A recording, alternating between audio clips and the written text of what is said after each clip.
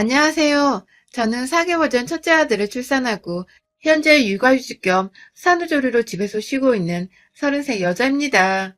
제가 딱히 노사는 아니라고 생각하나 어릴 적부터 극심한 빈혈에 몸이 약해 빠졌다는 소리를 달고 살았어서 첫 아이를 가지면 몸 걱정을 정말 많이 했어요. 다행히 걱정했던 것과는 달리 아이는 건강하게 잘 태어났지만 중간에 한두 번 발육장애가 의심된다며 큰 병원 가보란 소리도 들었었고 머리가 위쪽에 있어서 결국 여가 상태라 제가 제왕절개를 하고 아이를 낳았답니다. 뭔가 임신하고 내내 제 걱정이 아니라 우리 아이 걱정으로 한 번도 맘 편하게 팔자 늘어지게 지내본 적이 없을 정도였어요. 그렇다 보니 육아휴직도 남들보다 빠르게 임신을 했다는 거 알고서 한 달도 안 되어 육아휴직을 결심했고, 그로부터 4달도 안 되어 인수인계만 끝나고 바로 육아휴직을 신청했어요. 대기업을 다니고 있었고 복지가 좋은 회사이긴 했지만 육아휴직을 1년 정도 쓴다는 게 결코 쉬운 일이 절대 아니었는데 그때는 오로지 제 머릿속에 아이 생각밖에 없었던 것 같습니다. 결혼을 29에 했는데 결혼과 동시에 아이를 너무나도 원했었던 시댁 어른들과 남편, 그리고 덩달아 옆에서 조급해하니까 저조차도 아이가 정말 필요하구나 싶기도 했고, 또 나중에 가서는 제가 더 아이를 가지고 싶어 안달나 했었죠.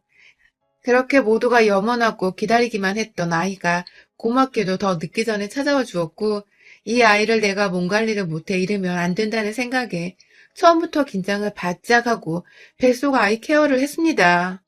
이른 육아휴직이었기 때문에 아이를 낳고 나서는 누가 애를 키워줘야 할까 잠시 걱정도 했으나 올해부터는 부부가 공동으로 육아휴직을 쓸 수도 있고 남편도 공기업을 다니는지라 육아휴직을 쓰는 게 수월해서 번갈아 휴직을 내며 아이를 키워내기로 했죠.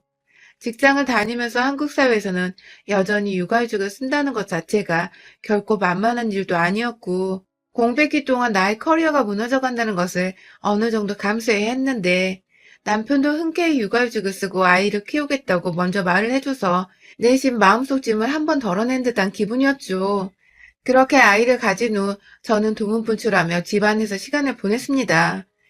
임신을 한 당시에는 코로나가 우리나라에 퍼지기 직전이었지만 왜인지 임신 초기라며 밖에서 오래 걷거나 무리하는 것에 겁이 났었거든요.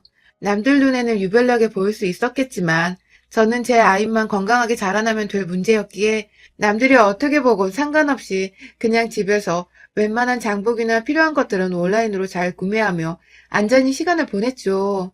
살을 더 찌워야 아기가 지낼 공간이 더 편안할까 싶어서 먹는 것도 잘 챙겨 먹고 아이한테 좋다는 음악을 듣거나 책을 수시로 읽어보며 우리 애가 뱃속에서 좋은 기억들만 안고 세상 밖에 나올 수 있도록 자잘한 것들까지도 신경을 썼습니다. 코로나가 터지고 나서는 더욱 바깥 활동에 겁이 나기도 하고 혹시나 하는 마음에 외출을 삼가했어요. 늘 출퇴근을 해야 해서 어쩔 수 없이 사람들 틈에서 어울려야 했던 남편마저도 혹여나 하는 마음에 자신이 먼저 시댁에서 출퇴근을 당분간 하겠다며 아이랑 안전히 둘이 머무르라고 해서 저도 알겠다고 했고요. 내내 함께 살았던 한결같은 사람이란 거 잘 알았기에 퇴근하고도 할 줄 아는 것이라고는 게임이나 소설책 읽는 거 말고는 딱히 취미생활도 없던 사람이란 걸 잘 알았기에 남편이 시댁에서 자겠다는데도 그닥 불안하거나 의심하는 마음은 들지 않았습니다. 우리가 누구보다 뱃속의 아이를 잘 키워내고 싶은 마음을 가졌다는 것을 서로 알고 있었기에 웬만하면 코로나 때문에 죄 없는 어린아이가 피해를 입는 것을 어떻게든 막아보고자 한 방법이었죠. 그런데 아직 결혼 안 한 우리 형님은 남편이 시댁에 짐 싸와서는 출퇴근을 한다고 하니 화가 잔뜩 나셔서는 저한테 전화를 하셨더군요. 옳게 그렇게 안 봤는데 수은 여우였구나? 하면서 임신한 동생 와이프한테 여우라고 빈정상한 말을 던지질 않나. 하다못해 여우라고 한 이유도 제가 힘들지 않고 남편을 밖으로 출퇴근시키고 있다면서 남편이 시댁으로 온 바람에 자기 엄마만 아침 차리고 저녁 차리느라 죽어난다고 하더라고요. 형님 말씀이 너무 심해서 기분이 상하고 상처도 받았지만 입장 바꿔 생각해도 그럴 수 있겠다 싶어서 아차 싶었어요. 남편은 아침을 웬만하면 먹지 않고 저녁도 저하고 번갈아 가면서 집에 먼저 도착한 사람이 차리곤 해서 집에서 딱히 남편 하나 때문에 살림살이 피곤해질 것이 없었는데 남편도 시어머니 앞에서는 아들인 건지 주시는 밥을 그냥 얻어먹기만 하고 있었나 보더라고요. 시어머니도 분가했던 아들이 오랜만에 집에서 먹고 자고 하니까 신경 써서 더 밥을 차려주고 싶으셨던 것 같고요. 형님한테는 불이 나게 말씀을 드렸습니다. 제 아이 때문에 그리고 코로나 때문에 남편이 먼저 시댁 가서 지내겠다고 말을 꺼냈다고. 그러니 오해하지 마시고 저도 남편한테 어머니 힘들게 하지 말라고 말을 잘 해보겠다고 말해줘. 하지만 제 말은 형님을 더 빈정상하게 하는 꼴이었습니다. 본인 말을 고자질하겠다는 소리냐고.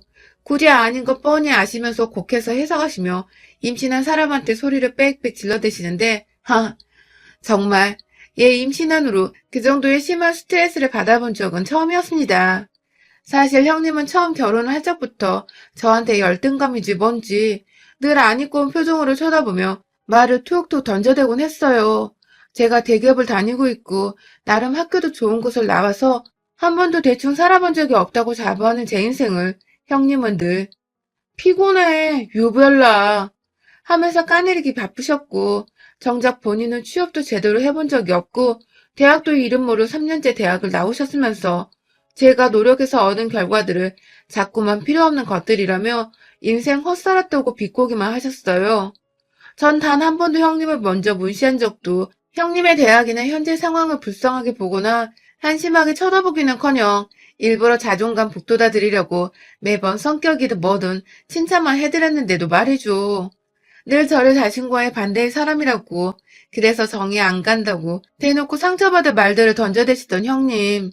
그날 전 어찌저찌 저한테 또 화가 난 형님을 잘 풀어드리고 전화를 끊었어요.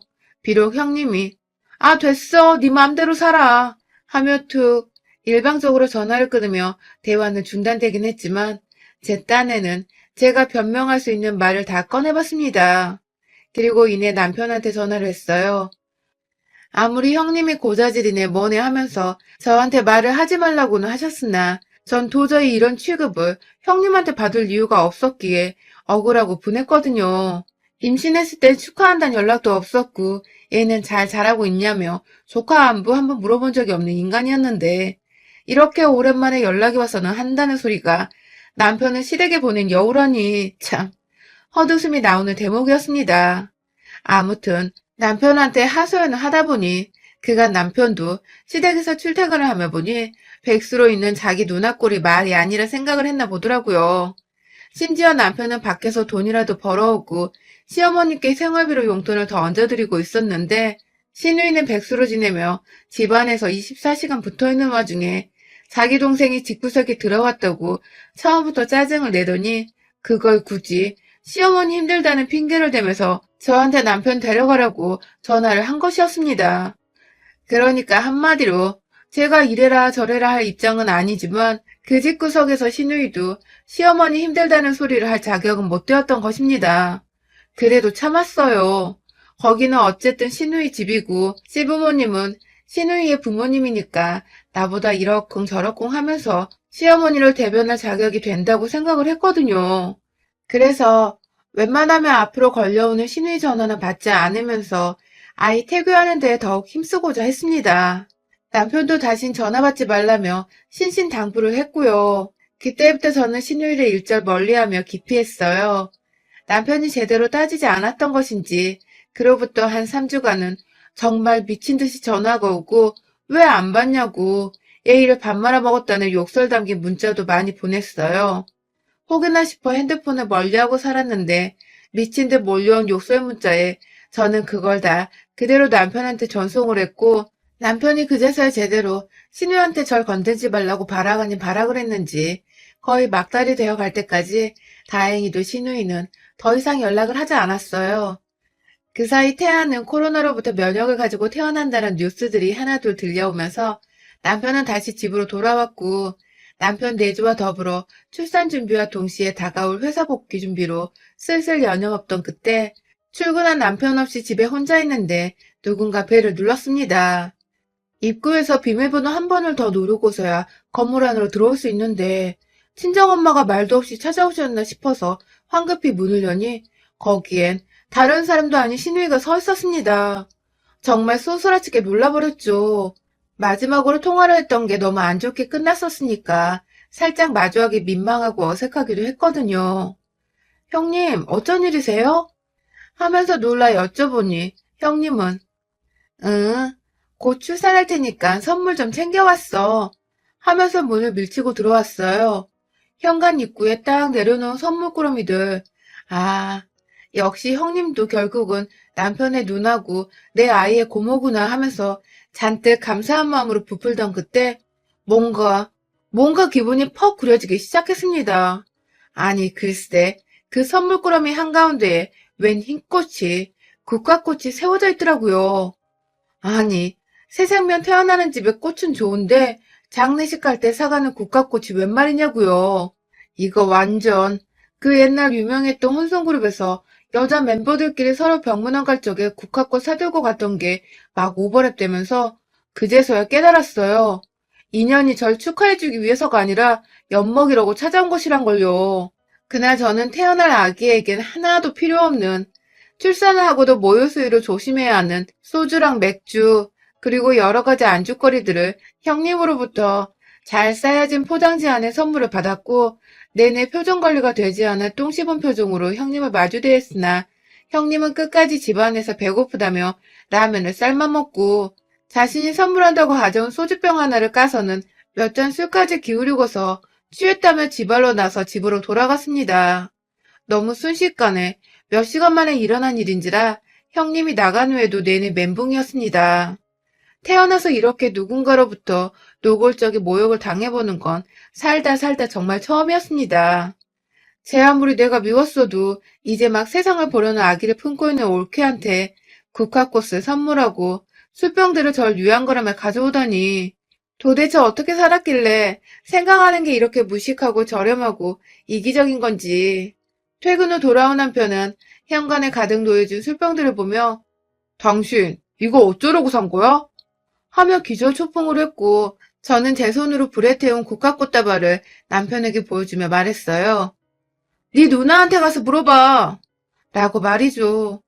그날 남편은 퇴근해서 집안에 제대로 발을 들이지도 못한 채 빠귀차선한 시댁으로 달려갔고 시댁 가는데 딱 30분 정도 차로 걸리는데 왕복으로 오고 간 시간까지 합쳐서 2시간 후에 다시 집으로 돌아왔어요.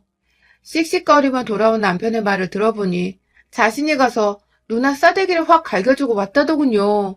왜인지 통쾌한데 한편으론 굉장히 불편했어요. 시댁에서 자식들끼리 몸싸움이 일어났으니 제가 나중에 시부모님 얼굴을 어찌 봐야 하나 싶어서 살짝 골 때리더군요. 그럼에도 내 자식한테 국화꽃 선물한 신누이가 제대로 혼쭐이 났을 거라 생각이 들어 그날 하루 종일 마음이 무겁고 서러웠는데 조금은 내려놓을 수 있었어요. 그렇다고 두 다리 뻗고 편히 자지는 못했고요. 그렇게 몇 번의 형님과의 시비가 붙어버린 후 저는 다행히 순산을 했고 곧이어 약간의 산후조리를 거치고 곧 복귀해야 할 회사를 생각하며 몸 관리도 나름 열심히 했고 동시에 육아 팁을 남편에게 마구 전수하면서 저 없는 동안 남편이 아이를 잘 케어할 수 있도록 하는 데 집중을 하고 있었죠. 그토록 원하던 손주여서 그런지 시부모님과 저희 부모님 할 것 없이 모두들 시도 때도 없이 저희 집에 오셨고 코로나로 늘 조심스러워 마음에 잘 내키진 않았지만 막상 이리도 좋아해주는 나이 드신 부모님께 아이를 안 보여주는 건 너무 가혹한 짓인 것 같아서 최대한 조심스럽게 아이도 보여드리며 잘 지내오고 있었습니다. 오히려 집안에 아이가 생겨서 양가에서 모두 웃음과 기분 좋은 관심이 끊이질 않았어요. 하지만 그런 화목함을 깨버리는 불청객이 하나 있었습니다. 명불허전 저희 형님이셨죠. 애가 태어났지만 이전에 껄끄러운 일들 때문인지 형님은 흔한 축하 연락도 없으셨고 코로나로 병원에 미처 못 오시고 내내 집에서 기다리시다가 시부모님이 아이를 보러 처음 저희 집으로 오셨을 때에도 형님은 옆에 안 계셨어요. 시어머님은 대충 형님이 바쁘다며 핑계를 대며 넘어가려 하셨지만 저는 다 알 수 있었죠. 형님이 내가 껄끄러워서 못 오시는구나 하고 말이죠. 뭐 제대로 된 사과도 받지 않았었기 때문에 안 보이는 게 오히려 나을 수 있다며 별로 신경을 쓰지 않았는데 지난 12월 연말 평일에 남편이 또 출근하고 없는 사이에 형님이 우리 집에 무작정 찾아왔어요. 마치 저번에 국화꽃을 들고 와 저를 엿먹였던 것처럼 이번에도 뭘 어떻게 엿먹여 보려는 건지 손에 한가득 보따리를 싸우셨더라고요. 내심 겁도 나고 이걸 도대체 문을 열어줘야 하나 말아야 하나 문 앞에서 미친 척하며 고민하던 그때 아이가 밖에서 하도 문을 두드려대니 잠에서 깨버렸는지 와락 울어버리기 시작했습니다. 그 바람에 저는 아이가 있는 방으로 달려가 아이를 안고 밖에서 형님은 제가 집안에 있는 걸 단번에 알아채시고는 제 핸드폰으로 문자 하나를 보내셨어요. 더 기다리게 하면 문 따고 들어간다? 라고 말이죠. 정말 이 문자를 받는 게 이게 뭐라고 그리 식은땀이 나고 무서운지 당장 그 문자를 남편한테 재전송하고서는 억지로 문을 열어줬어요.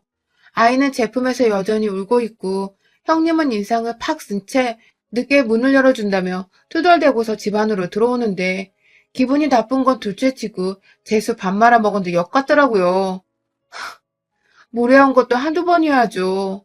그렇게 들어와서는 하루 종일 애기 달래다가 애기 자면 그제서야 쫓기듯이 밥을 먹고 애기 옷 빨고 혹여나 먼지 쌓일까 집 청소를 하고 다가올 출근 준비를 하느라 직장 상사한테 연락해서 미리 받아놓은 지난 연말 보고서와 새해 사업 보고서까지 하나 둘 찬찬히 훑어보며 나름 쉬는 시간 한 번 없이 내내 머리 쓰고 몸 쓰고 있었는데 마음이 심란하다 못해 복직을 하는 게 맞는지 아닌지도 모르겠던 불안정하던 때에 형님은 무작정 저한테 집에서 놀고 먹고 진짜 팔자 좋다. 그치? 남자 잘 만났지?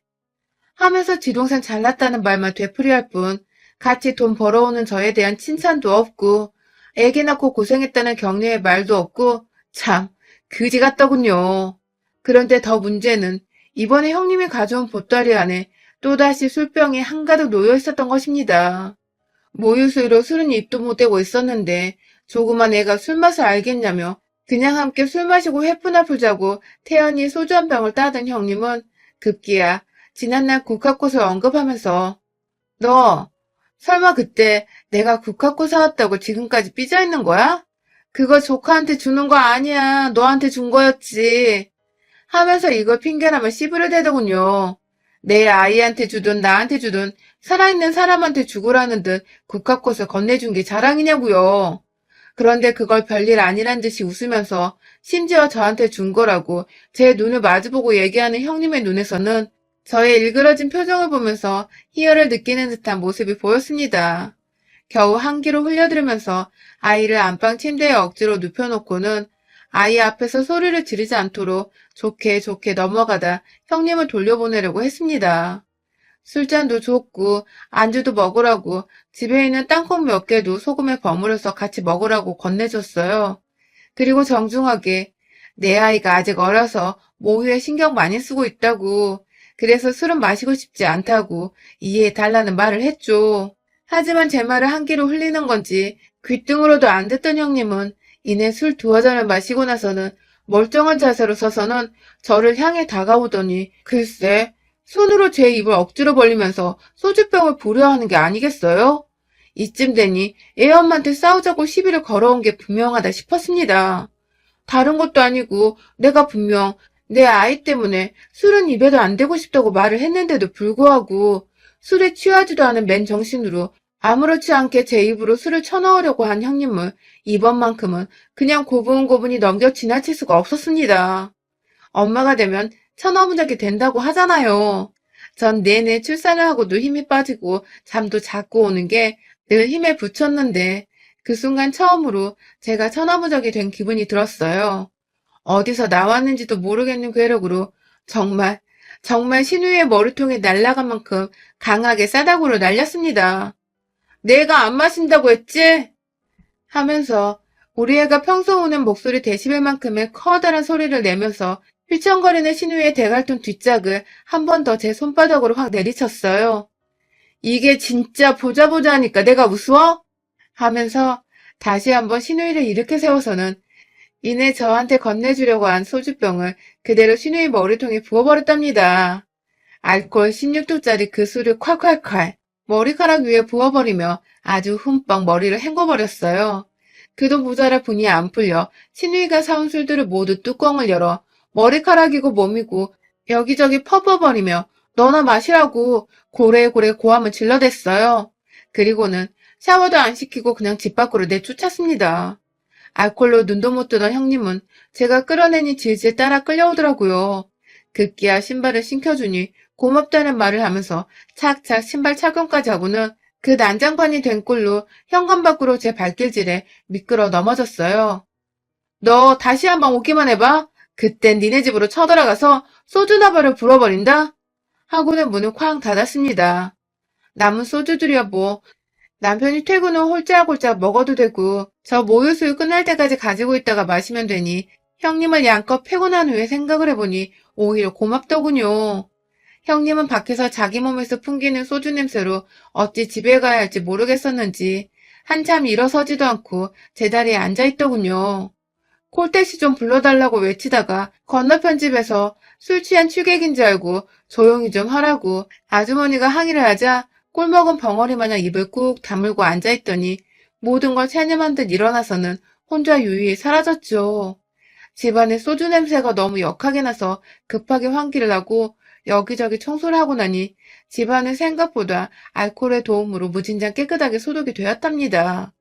왜인지 보다 청결해지고 잡내까지 사라진 집안에서 제 기분은 그 어느 때보다 최상으로 업이 되어 콧노래까지 절로 나왔어요. 국화꽃 가져왔을 때 확 머리카락을 꽃이랑 같이 불태워버리고 싶어 내내 후회하고 그날 그냥 집으로 돌려보낸 거 아쉬워했는데 이렇게 또 뻘짓을 먼저 해준 덕에 제가 제대로 복수를 해본 것 같아서 너무너무 통쾌하더라고요. 그 사이 내내 자기 누나한테 또 뭔 짓을 당했을까봐 걱정된다고 문자와 부재중 전화를 남긴 남편에게 당장 방금 있었던 상황을 설명하며 너네 누나 때려서 미안하다고 했더니 남편은 오히려 자신이 제대로 해결 못한 걸 해결해줘서 고맙다며 늘 짐짝 같고 가정에 회방만 놓던 누나였다고 계속해서 저한테 고맙다고만 했죠. 그리고 저는 다시 한번 다짐을 했습니다. 이 집 구석에서 나와 내 아이, 그리고 내 남편의 가정에 회방을 놓는 인간은 그게 아무리 시누이라 하더라도 절대로 그냥 넘기지 않고 소주나발을 불어서라도 제대로 홍군형을 내주겠다고 말이죠. 또라이를 대하는 방법 중 가장 효과적인 방법은 나도 또라이가 되는 것일 테니까요. 여러분의 생각은 댓글로 남겨주세요. 오늘도 시청해주셔서 정말 감사합니다.